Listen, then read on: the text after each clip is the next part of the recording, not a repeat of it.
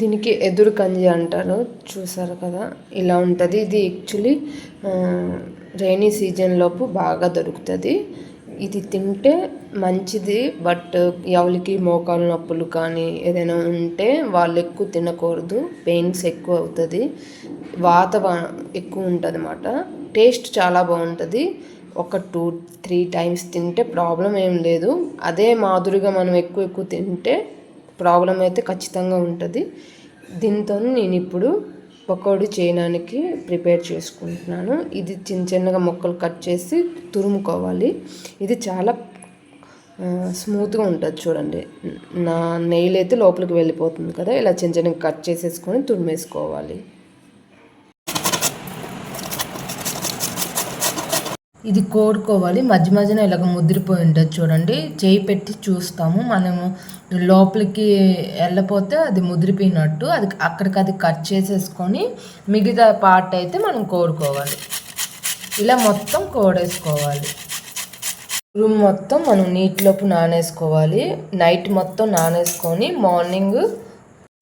Morning ఇది బాగా wash చేసుకోవాలి. నేను మార్నింగ్ చూపిస్తాను ఇది ఎలా ప్రిపేర్ చేసుకోవాలో. నైట్ మొత్తం నానేసుకున్నాం కదా, ఇది ఇప్పుడు బాగా పిండేసుకొని కుక్ చేసుకోవాలి. కుక్కర్లోపు వేసేసుకోవాలి.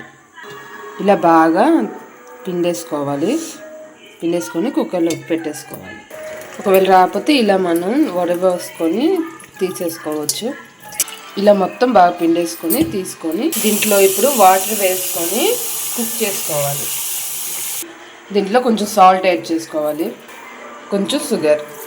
2 or 3 విజిల్స్ వచ్చే వరకు ఇది కుక్ చేసుకోవాలి. హై ఫ్లేమ్లోపే కుక్ చేసుకోవాలి. ఇప్పుడు స్టవ్ ఆఫ్ చేసుకొని చల్లగా అయిన తర్వాత దాంట్లో ఉన్న వాటర్ మొత్తం తీసేసుకొని బాగా పొడిగా చేసుకోవాలి. ఎందుకంటే ఇది మనం పకోడీ అయినా అనొచ్చు, అచ్చులైనా అనొచ్చు, ఏదైనా అనొచ్చు. ఇది ఇప్పుడైతే నేను పకోడీ చేసుకుంటున్నాను. దీంట్లోపు జీలకర్ర 1 టీ స్పూన్ వేసుకున్నాను, పసుపు కొంచెం వేసుకున్నాను 1/2 టీ స్పూన్, మరి పచ్చిమిర్చి నేను 10 to 15 తీసుకున్నాను, చిన్నగా కట్ చేసేసుకొని వేసేసుకున్నాను. ఇది వేసుకున్న తర్వాత చిల్లీ పౌడర్ 1 స్పూన్ యాడ్ చేసుకోవచ్చు, లేదు స్పైసీ తక్కువ తిన్న వాళ్ళు స్కిప్ చేసేవచ్చు. శనగపిండి 1 కప్పు తీసుకున్నాను, 1/2 కప్పు బియ్యం పిండి తీసుకొని బాగా మిక్స్ చేసేసుకోవాలి. దీని తర్వాత సాల్ట్ కొంచెం వేసుకొని బాగా మిక్స్ చేసేసుకోవాలి. ఇది బాగా మిక్స్ చేసుకోవాలి. దీంట్లో వాటర్ అయితే అస్సలు వేసుకోకుండానే మనం ఇది పకోడీలాగా మొత్తం అయితే ప్రిపేర్ చేసుకోవాలి. వాటర్ అయితే అస్సలు అవసరం ఉండదు, ఎందుకంటే దీంట్లో వాటర్ లెవెల్ అంత ఉంటుంది అన్నమాట. సో అందుకే కుక్ చేసుకున్న తర్వాత బాగా పిండి ఈ తురుము అనేది తీసుకోవాలి. అందుకే చూసుకొని జాగ్రత్తగా మనము ఇది మొత్తం అయితే ప్రిపేర్ చేసుకోవాలి. ప్రాసెస్ చాలా ఈజీ. ఇది హెల్త్కి అంత మంచిది కాకపోయినా ఇయర్లీ వన్స్ వస్తుంది కాబట్టి డెఫినెట్గా ట్రై చేయొచ్చు, తప్పేం లేదు. డెఫినెట్గా ట్రై చేయండి.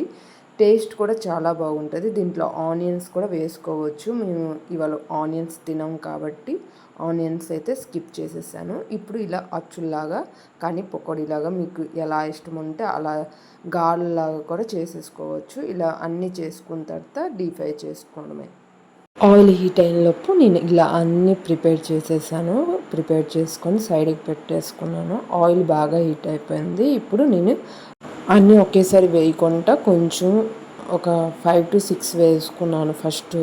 దాని తర్వాత మనము చూసుకొని వేసేసుకోవాలి. ఇప్పుడైతే నాకు ఎన్ని పట్టావో అన్నీ వేసేసుకొని ఫస్ట్ హై ఫ్లేమ్లో కుక్ చేసుకోవాలి ఒక 3 to 4 minutes. దాని తర్వాత మీడియం ఫ్లేమ్కి టర్న్ చేసుకొని గోల్డెన్ బ్రౌన్ కలర్ వచ్చే వరకు మనం కుక్ చేసుకోవాలి. చాలా టేస్ట్గా ఉంటుంది.